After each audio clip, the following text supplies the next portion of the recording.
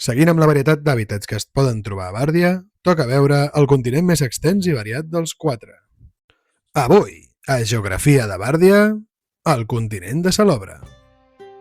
El pol diürn, on mai es fa de nit, està composat pràcticament en la seva totalitat per un desert sufocant, envoltat per un oceà càlid i amb més salobra que els de l'hemisferi sud.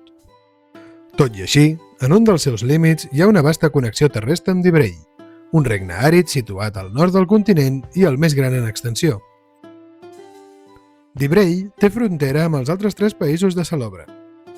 A l'oest, separats per la serralada de Brallaina, hi ha l'avançada terra de Teixà, una república governada per gent de ciència. Al sud hi trobem la muntanyosa península de Callent, país de gran tradició minera. A l'est hi ha la Fullaraca, la immensa arbreda que fa de barrera entre l'aridesa de Dibrell i el verd perenne dels prats i boscos de Jornal. Malgrat les diferències entre els països, a Salobra hi ha un tret comú entre molts dels seus habitants. Tenen l'octàgon diví com a principal creença religiosa. Properament, primera píndola de religió de Bàrdia. Essència eterna a tots!